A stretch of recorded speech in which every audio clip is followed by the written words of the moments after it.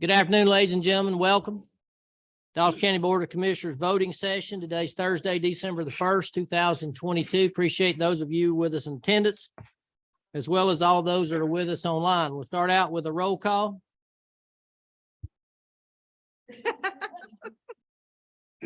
And as you can see, we're all here. We do have two opening presentations tonight. We're going to start with number 2. The Dawson County Chamber of Commerce and Office of Tourism Development update. Chamber of Commerce President and CEO Mandy Power. Mandy. All right, let's see if I can remember how to do this. Good afternoon, Chairman, Commissioners. It has been a little while since I have been out here in front of you. So I wanted to come and let you know a little bit about, especially about tourism. I'll have a little small update on Chamber, but I want to start by saying we appreciate all of the support that we get from you, each of you at the county. So that first picture was Amicalola. It was a beautiful drone shot from John Seibel that we were able to get. Here's our team. It's a little bit different than last time. I've been in front of you. So Jessica Grigsby, who is actually here today, she is now our membership director, promoted from events. And we have just hired Anna Grafin as our marketing and events director. So very excited to have her on board. We've done lots of multimedia partner projects with Craig Miller Production Company, including Fawcett Farms over the years, Uncle Shucks, and North Georgia Premium Outlets. I'm happy to say that we just filmed a quality of life video in November that included the Georgia Racing Hall of Fame, the Moonshine Festival, and a fall in Dawsonville spotlight. So I'm really excited to share that, and I'll come back and share that with each of you whenever it is complete. But it's very high quality video that will be used to promote Dawson County. These are previous projects that we have done over the years. And if you ever need, there are actually some local celebrities and some of them, Chris and his family starred in our Lake Lanier video. But we are happy to share those with y'all at any point in time if you have never seen those. I did at the last luncheon show the one from Burt's Farm, and it was really incredible. Social media continues to be our focus for tourism. As you can see, for Facebook, we have over 16,000 followers. For Instagram, we have 3,193, and TikTok, which I just kind of forced Dustin to start. He was not very comfortable with that, but in September of last year, and we're up to 169, but we are still working on that. That's a work in progress. We also, obviously, I'm not going to go over every single one of these, but this is just to kind of give you an idea of what kind of reactions we're getting on our posts that we are making. One of our posts from last year for Burt's Pumpkin Farm reached over 250,000 people and over 3,000 shares and 9,000 likes. So we have lots of people recognizing Dawson County and coming to Dawson County to visit our tourism partners. This is just some more examples of things that we have posted on our tourism social media. And you can see we've reached the sunflowers, reached over 34,000 people just with that one post. Instagram, we have a reach of over 12,000 impressions and likes, or over 800. That continues to be the growing social media. A lot of the younger generation tend to gravitate towards Instagram because it's more of a picture, and we have lots of great pictures to post of Dawson County.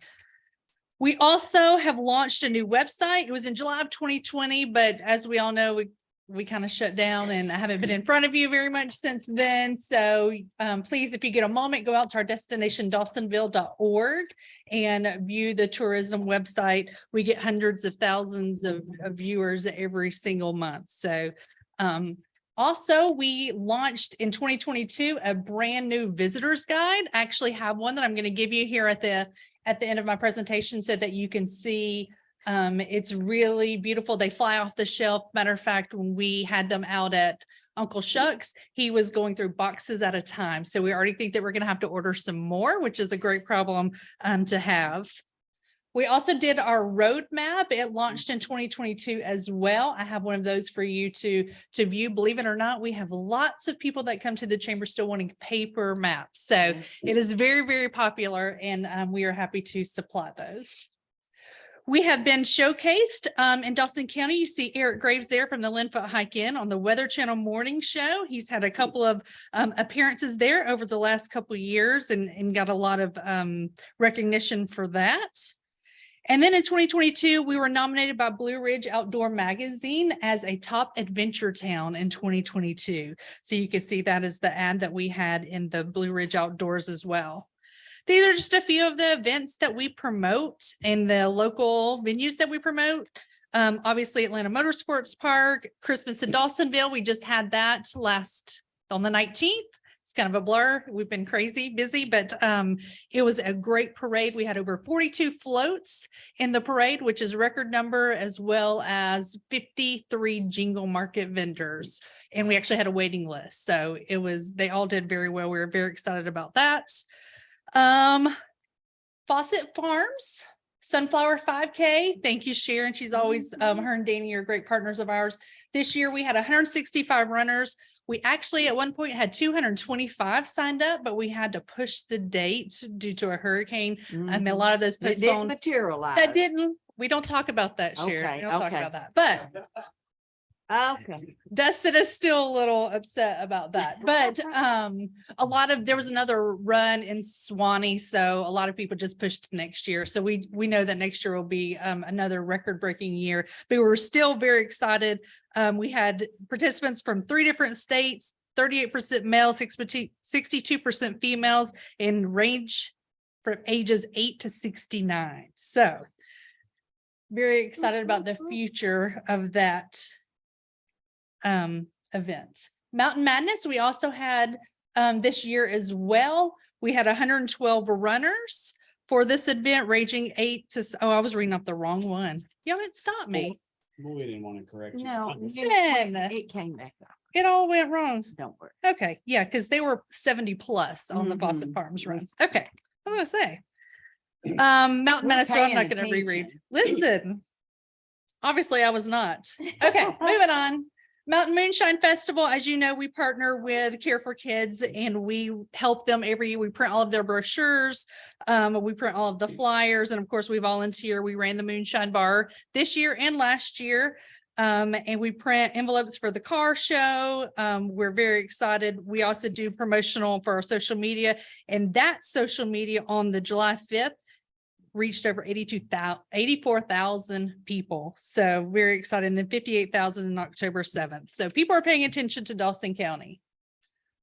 These are just a few of the print advertising that we've done over the last year. We have all of these at the chamber office. You're welcome to come by and look. I share them with my board every time that we meet, but I'm always so amazed the quality and the reach of magazines that Dawson County is in. Our newest one is we actually are advertising in the playbills and in Atlanta and Charlotte. So all of the Nutcracker, any of the Broadway shows that they're doing, we will have an ad for Dawson County in those, which we're very excited about.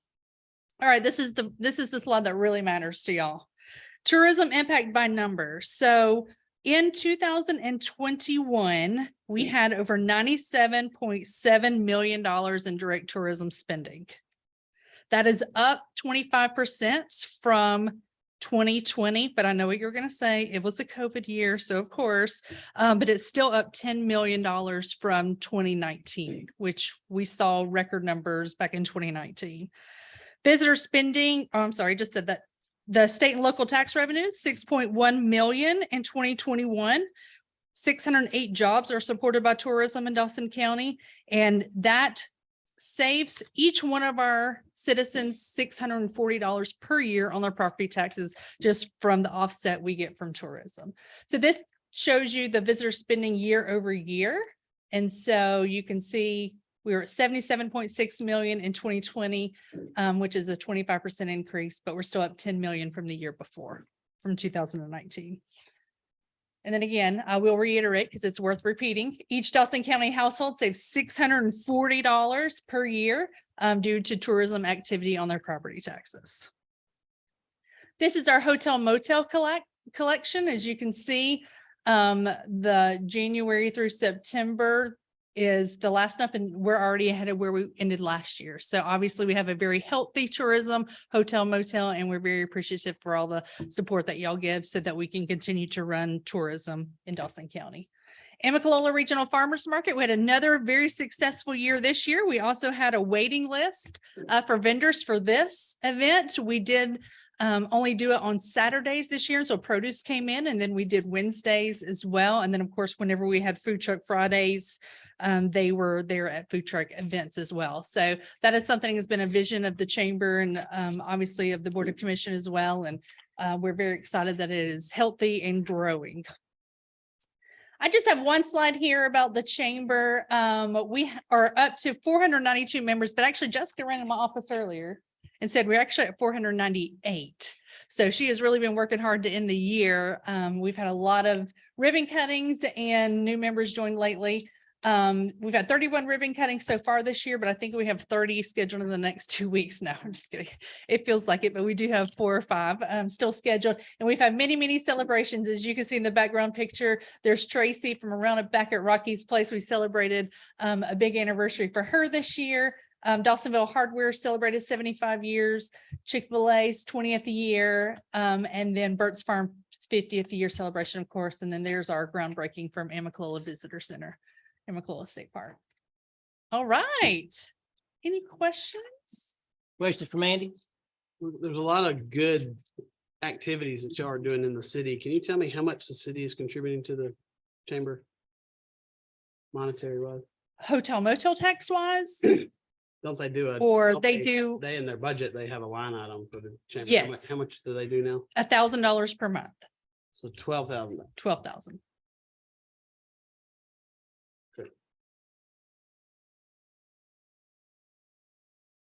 A lot of good activities. Thank you all so much for your support. Thank you. Thank you for your report. Appreciate that. All right, we go back up to our other opening presentation. Development Authority of Dawson County quarterly update. Our Development Authority Chairman, Brian Trapman. Brian. Thank you for your flexibility. Thank you for your time. I sincerely apologize for being late. I was covered up in something that kept me distracted and unable to be here on time or as expected. But thank you again for the time. Thank you for the partnership. Thank you for the opportunity to come and get to talk with you and update you on the economic development activities that are going on across the community, and very excited to talk with you about what we've been up to recently. So I will just step back a little bit here. But as always, I want to make sure that this is a dialogue, it's a conversation, hopefully less of a presentation, because I know you are, your time is valuable. We want to make sure that we're maximizing that as best we can. We're excited, as you know, to have hired in terms of leading into our 2022 accomplishments. Very excited to announce that we have Kevin Harrod, who started with us in May as Director of Economic Development. You've gotten to know him, you've seen the value that he brings to the community, and we're really appreciative that he's a member of the team. We have done a number of other things throughout the year. The thing that I will highlight, because we know how important it is we've really leaned into partnering and supporting our existing industry. It's exciting, it's splashy to have new businesses come into the community, but our focus is making sure that we're lifting up and supporting and retaining our existing business and industry. We put a real focus on that. Just a reminder about the Regional Development Institute that we partnered with earlier this year as well, coming into the spring of 2023. With Valdosta State University, we have three buckets of resources that will be provided to the community at no cost. The first is developing a marketing strategy for economic development. We have been developing a number of resources over the last several years. Now we want to make sure that we are putting those things in front of potential investors into our community and talk about doing that strategically and with value. We're going to be refreshing our community-wide strategic plan. We have gone through a strategic plan the last couple of years. We presented that to you. We've shared that with you. But as with everything that's iterative, it's something that is always being revised. And so Valdosta State will help us do that. And then, of course, retail is a big component of all that we do as a community. It's a big component of what we see from an economic development perspective. So leaning into the strategic approach of how do we maximize the retail investment in our community as well, while balancing the other priorities that we have as it relates to economic development. Also, another quick reminder around the American Rescue Plan update. I'll let that slide speak for itself, but we continue to progress there and very happy to have that investment in our community to help us grow and be ready for the next opportunity around the corner. A very compelling slide is this next slide. It doesn't have a title to it. It's a grid, but at the bottom it has Area Development Magazine Survey of Corporate Decision Makers first quarter of 2022. That is a very informative slide, particularly to us on the Development Authority, because it tells us what are businesses looking to see from a community to influence their decision to invest in a community. And some things that I will highlight, you can see at the top for 2021, labor costs, skilled labor, energy cost, and shipping cost are the top three, or I'm sorry, the top four. So if we think about labor cost, we think about utility cost, and we think about transportation costs. If we as a community can find a way to help companies minimize those costs, we are in the at least addressing the top five of their considerations. What's interesting as well, and it's new for 2021, there's a trend that we've maybe heard about a little bit or seen a little bit in the news around inshoring due to global instability from other nations. Thankfully, we live in a prosperous, sustainable society. And one of the things that we saw pop up in 2021 as a top consideration is raw materials availability. So for the previous 5 years that particular data set was collected, raw materials did not even crack the top 15. In 2021, raw materials became the 6th most important factor in economic development decision-making.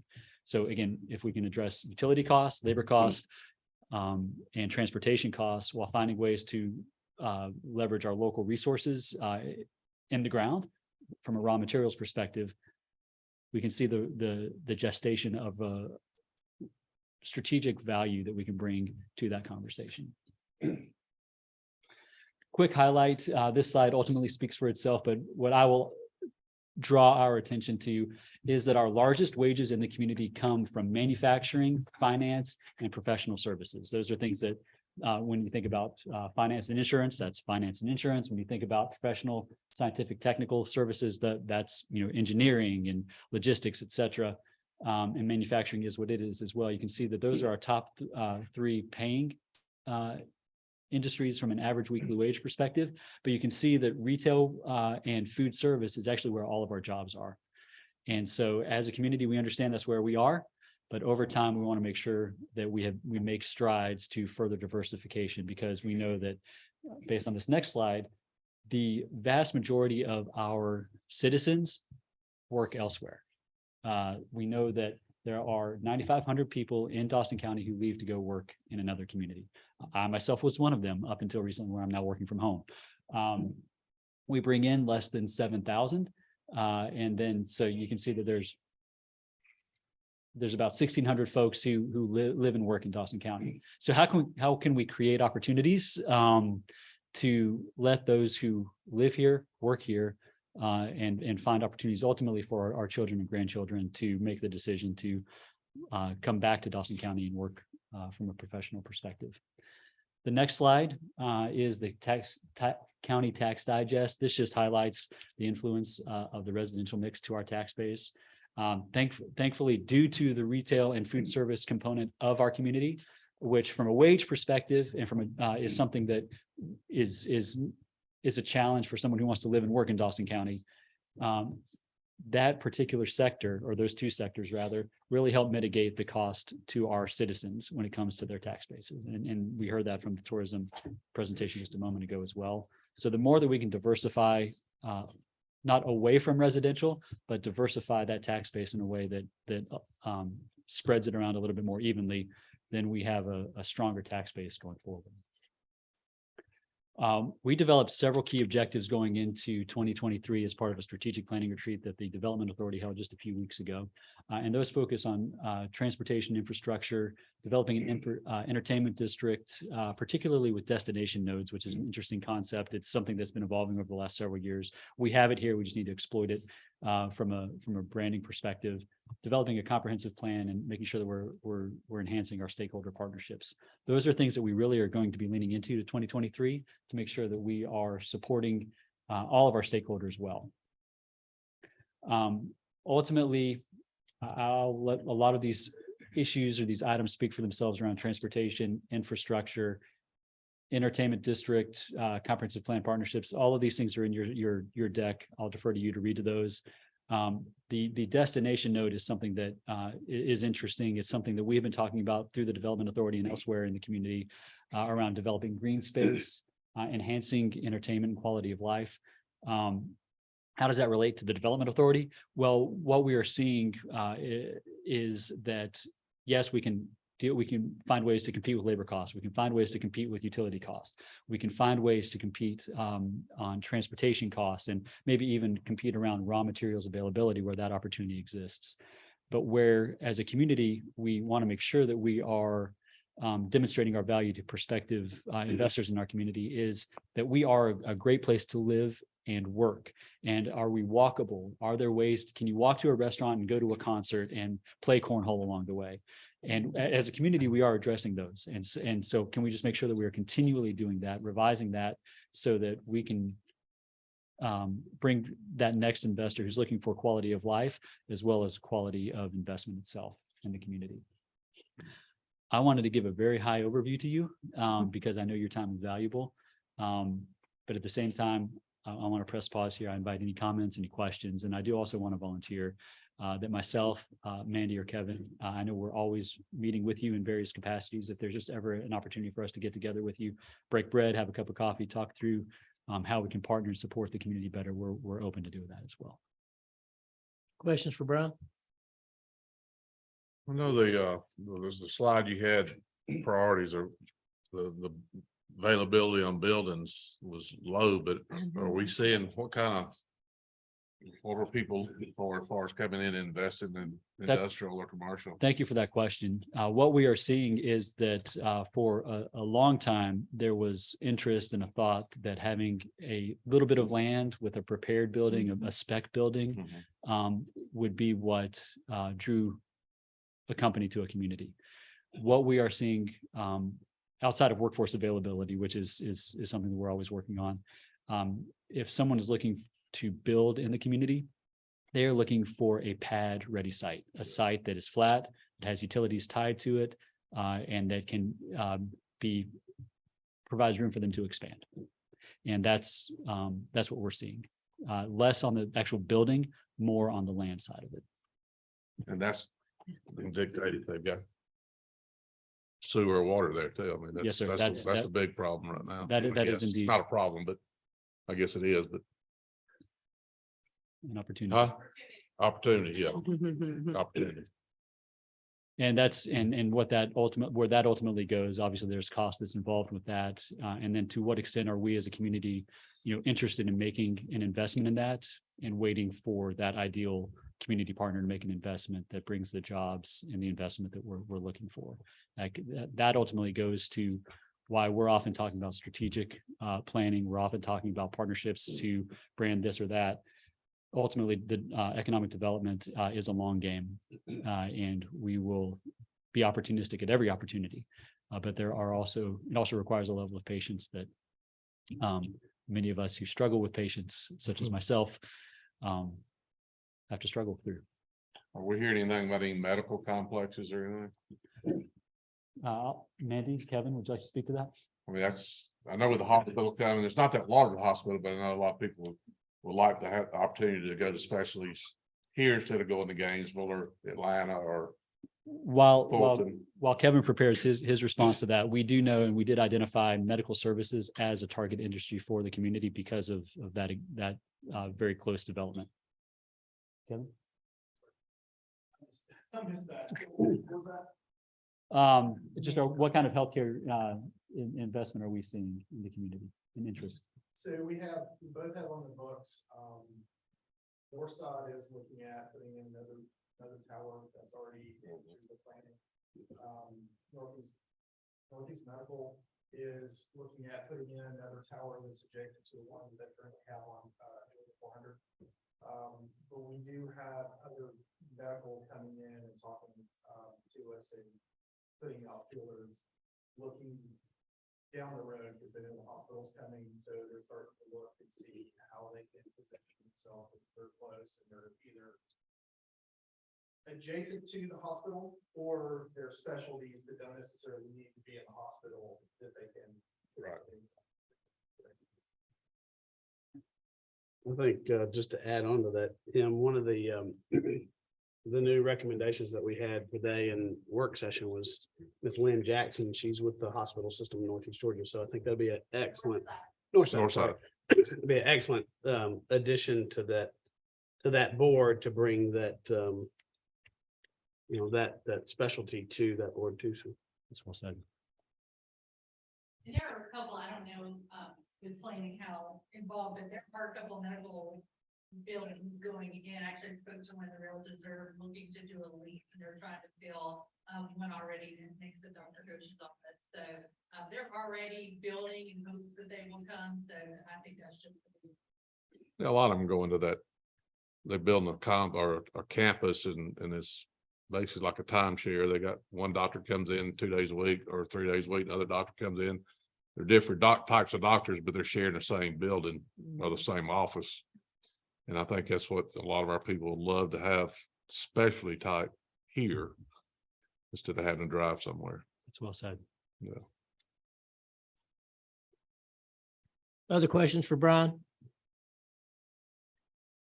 Thank you, sir. Thank you all for the time and the partnership. Thank you to you and your team. Right, ask everybody, please stand for brief invocation and pledge. Would bow your heads, please. Our dear gracious Heavenly Father, we thank you for this another day and for the many blessings of life. We ask for knowledge and wisdom to carry out the business of this county. Anything that we do and accomplish, we'll give you the honor and glory in Christ's name. We do ask and pray. Amen. Pledge allegiance to the flag of the United States of America and to the republic for which it stands, one nation, under God, indivisible, with liberty and justice for all. You may be seated.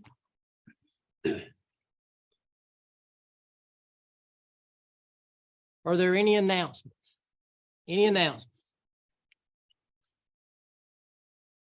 We'll move on to the approval of the minutes. First up, we have the minutes work session held on November 17th, 2022. Any additions or deletions? Motions. Make a motion to approve. Motion by Commissioner Gaines, Second. second by Commissioner Fawcett. Discussion. Hearing none, please vote. And that is approved 4-0. Next up, we have the minutes of the voting session held on November 17th, 2022. Any additions or deletions? Motions. Motion to approve. Motion by Commissioner Fawcett, seconded by Commissioner Satterfield. Discussion. Hearing none, please vote. And that is approved 4-0. Next, we have the approval of the agenda. I do have 6 additions to the agenda, and they will all fall under new business. First one is retire Sheriff's Office K-9 Robbie and give him to his handler, Zach Smith. Number 2 is the FY 2023 Department of Human Services Deanna Specialty Transportation Contract. Number 3 is our annual capital improvements element update adoption through a resolution. Number 4, our Veterans Memorial Park Pool Maintenance and Repair. Number 5, IFB number 411-22 Rock Creek Park Ball Fields renovation. And number 6, renewal of recycling contract for FY 2023 with Waste Management. And with those changes, I'll entertain a motion to approve the agenda. Motion by Commissioner Dooley, Second. seconded by Commissioner Gaines. Discussion. Hearing none, please vote. And that is approved 4-0. No one signed up for public comment in this section. Okay, we'll move on to public hearings. We have 3. First off was proposed property maintenance ordinance. Ms. Sharon, you want to bring us up to date before I open that up? Yes, good evening. We are back after I'm told 3.5 years of work, a lot of good staff, and a lot of good legal counsel. We are here for hopefully adoption of 3 ordinances. The first being property maintenance. It is applicable, just to cover real quickly, it's applicable to commercial, office, industrial, multifamily, and single family. It's not mandatory for state or county designated historic buildings. It provides for definitions Vegetation standards do not apply to agriculturally zoned property or property used for agriculture. Addresses vermin control, addresses renting of unfit dwellings and the non-dwelling structure, basically RVs. That language has been added that you cannot have an RV on any property other than one that is zoned, licensed, and operated as a recreational vehicle park. So that was E under non-dwelling structures. And 44-10 covers outdoor storage. Doesn't apply to an active construction site or a licensed business where storage is part of their operation and they're in compliance. So for clarification on the RV, that mean you can't, it doesn't mean you can't have one. It just means you can't live in it. You can't live in it. Sorry about that. Yeah. I thought we discussed that as far as residential, though, if somebody's in the middle of building a house or renovating or it's damaged or something. I thought we were just going to address commercial property with RVs. If it wasn't zoned or designated as a campus site on commercial property. then you couldn't. Right, but this is property maintenance. If you're gonna use an RV for a temporary use, we would do that through the building permitting. That's you, But it'd still be allowed. yes. If it goes to permit. Yeah. Okay. Any questions? I think the main thing, we just want to address the complaint of living in parking lots and The permitting process would help with, I mean, the main thing there would be health, safety stuff, I think, is what they would have to go through for that, I would guess. that's so. Yeah. Yeah. How they're handling all that. All right, so we'll take that one first. Thank you, ma'am. Or Marshall wanted to clarify something. Come on up. Currently, what our ordinance states very clearly is that an RV, and this is already in our ordinances, that an RV is a non-permitted dwelling and is prohibited in any zoning. Meaning you cannot, currently, the way our ordinances read, you cannot live in an RV even at a construction site. Why haven't we enforced it? We do import. Well, Had some living for several years. in Tim, parking lots.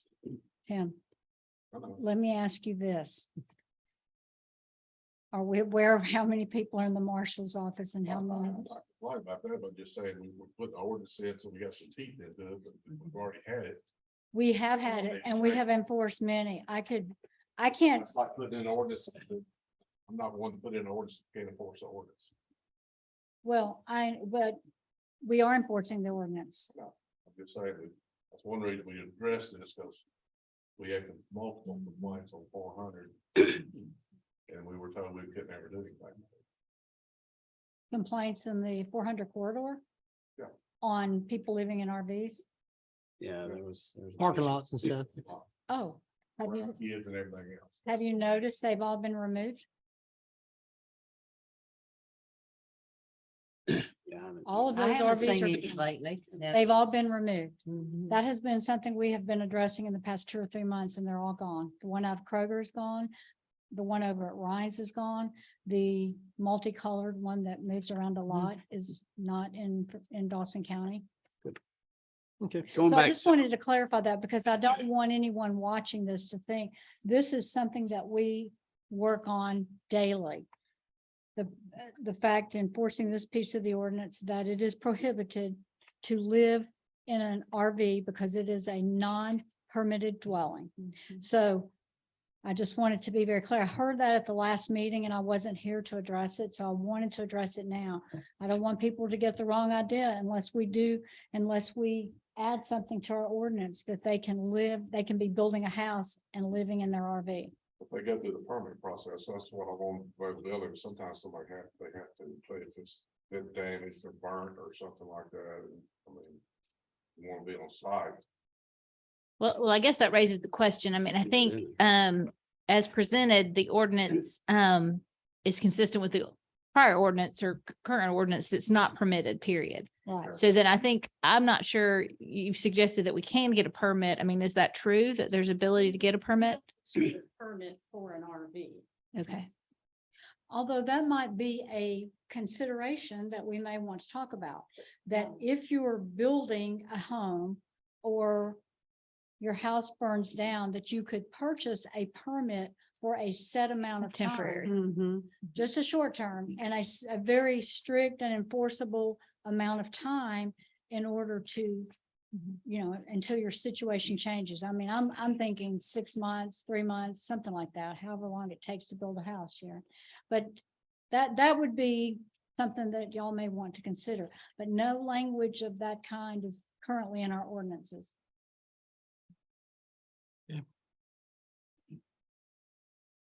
Any other questions for them before I open up the hearing? Sorry, I clarify something there. I think we discussed this in the past before, where we're going from two different ordinances to reference the same thing. I mean, I know we got the new one now, but you said it was already in an ordinance, existing ordinance, so we're getting in the same, that's what we're trying to get away from, is having to look through two ordinances to get one answer. Well, I think what they're doing is reinforcing particular things when it comes to health and welfare in multiple ordinances. I think Right. that's really the concept behind that. Because I think we've got in trouble before, Mhm. because there's how you interpret, there was in multiple ordinances That's Well, I right. to think get that the was the same, language. get to the same. There is nothing conflicting in that one in any of our ordinances. I will tell you at this current moment. Which ordinance is that in? What's the name of it? Well, I can almost quote the thing to you, but I can't. I think it's in land use. It's in our land Okay. use ordinance. I know. It's in a couple of places. That it is prohibited to live in a non-permitted dwelling. And it references That's- RVs, Health Department. about Yeah, 20 health different Health things. Department's the one that's gonna, that's the main concern right there. Well, Well, you Yeah, know, well- I mean, we've asked many people to stop living in RVs and many of them have been, Okay, so. Do you have any questions for me? Any more Anything else? clarifications? no, No? I think we're good. Okay, thank you. All right, so at this time, I'll open up this hearing. Anyone here to speak on the proposed property maintenance ordinance? This is the first of one here. Anyone here to speak on the proposed property maintenance ordinance? Anyone? Seeing none, I'll close that hearing. What's the pleasure of the board?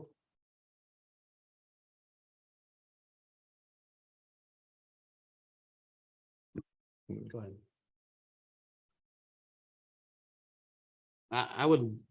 I'm okay with everything but what Tim brought up. I think there needs to be a path for clarification on how we address that. It seems like it's still somewhat is or maybe not ambiguous. So I'd be okay to make a motion. We go ahead and pass what we have, if we can, with staff being directed to come up with an amendment to address RVs on a short-term basis.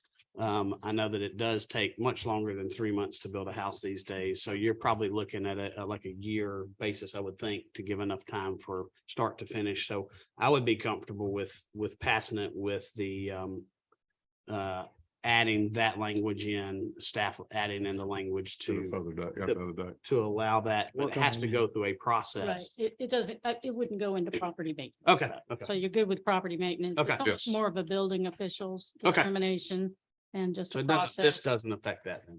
It's similar to, and it doesn't happen I don't think it's happened since I've come to work here. We've had mobile homes that people were living in until their house was done. And this is basically agreement. You're not going to get your CO and we're not going to turn the power on until the mobile home is moved.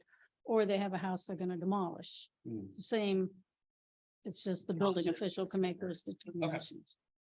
Just one point of clarification, because I agree, we can leave the property maintenance ordinance as it is an absolute, Right. and then any permitting, I think, would say, notwithstanding the property maintenance prohibition, under certain permitting scheme, you can do this. So we would cross-reference, I think, so that we're clear.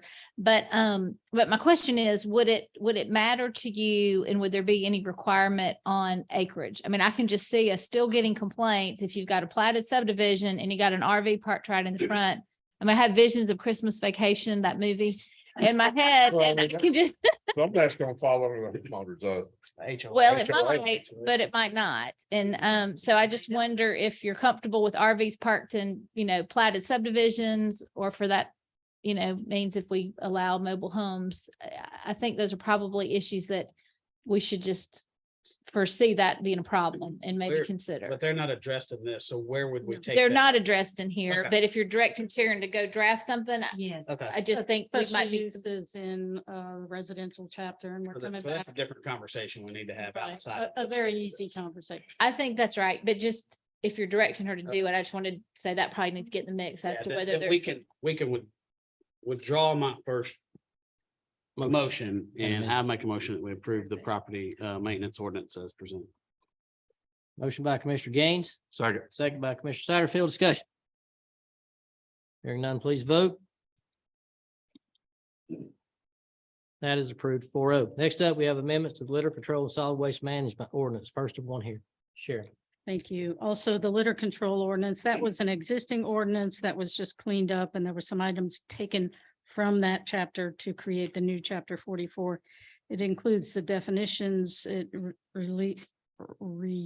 deleted the reference to Georgia forestry for burn permits. It updated our handbill distribution to meet freedom of speech code, and it codified that poultry farms and farm operations in compliance with state guidelines cannot be declared a nuisance. Questions for Sharon? Okay, thank you, ma'am. All right, so at this time, I'll open up this hearing. Is there anyone here to speak on the amendments to the litter control and solid waste management ordinance? Anyone here to speak on the amendments to the litter control and solid waste management ordinance? Anyone? Seeing none, I'll close that hearing. What's the pleasure of the board? Motion to approve. Motion by Commissioner Fawcett, Second. seconded by Commissioner Satterfield. Discussion. Hearing none, please vote. That's approved 4-0. Our final public hearing is amendments to the abatement of nuisance property ordinance. Ms. Sharon. Thank you. And also similar to the previous one, items were removed from 48 and part of the creation of 44. This ordinance includes definitions, clarifies the duty of property owners. It references our property maintenance ordinance. It creates a process for written complaints. And it clarifies that not all crimes are drug crimes, they're just illegal activities. And that is it. Questions? Thank you, ma'am. Thank you. All right, this time I'll open up that hearing. Is anyone here to speak to the amendments to the abatement of nuisance property ordinance? Anyone? Anyone here to speak to the amendments to the abatement of nuisance property ordinance? Anyone? Seeing none, I'll close that hearing. What's the pleasure of the board?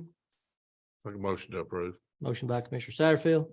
Second by Commissioner Gaines. Discussion. Hearing none, please vote. And that is approved 4-0. We'll move on to new business. First up, we have retirement of the sheriff's office K-9 Robbie, and he would be turned over to his handler, Zach Smith. Any other information needed? Motions. Motion to approve. Motion by Commissioner Satterfield. Second by Commissioner Gaines. Discussion. Hearing none, please vote. And that is approved 4-0. Thank you again for your service and for all that the K-9 has done for us. Thank you. I know. Next up, we have FY 2023 Department of Human Services, Deanna Specialty Transportation Contract. This is a renewal of a contract that provides us with what we receive back in reference to trips for our senior services. Any other information needed? Motion. Make a motion to approve. Motion by Commissioner Gaines, Second. second by Commissioner Satterfield. Discussion. Hearing none, please vote. And that is approved 4-0. Next up, we have annual capital improvement element update adoption through a resolution. Any other information needed? It's an annual thing. Motions. Motion to approve. Motion by Commissioner Fawcett, Second. seconded by Commissioner Dooley. Discussion. Hearing none, please vote. And that is approved 4-0. Next up, we have Veterans Memorial Park pool maintenance and repair. Matt brought that to us earlier. That's the cost of $45,573 to be funded from the general fund, and that would be done by American Pool. Any other information needed? Motions Most approved. with use of With general general fund, $45,573 fund. Yeah. fund balance. Okay. Motion by Commissioner Satterfield, Second. seconded by Commissioner Fawcett. Discussion. Hearing none, please vote. And that is approved 4-0. Next up, we have IFB number 411-22 Rock Creek Park Ball Fields renovation. That's $149,989.50 out of Splosh 6 revenue that was approved by the board in October. And that will be done by HEC Construction Solutions. Any other information needed? Motions. Motion to approve. Motion by Commissioner Fawcett, Second. seconded by Commissioner Dooley. Discussion. Hearing none, please vote.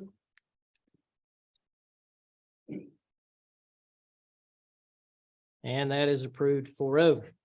Our last item on new business is renewal of recycling contract for FY 2023 with Waste Management. You did receive that information. That's almost a 300% increase. You do have options to renew or you can terminate. Pleasure of the board. I'll make a motion, we terminate the contract and we save that money to go towards the new one. Due process. Okay, motion by Commissioner Gaines, Second. seconded by Commissioner Fawcett. Discussion. Just as you pointed out, Chairman, we need to make sure that that gets communicated out Yeah. really well with the public. So our new PR person take that on as a good task. Mhm. Any other discussion? Hearing none, please vote. And that is approved 4-0 to terminate that contract.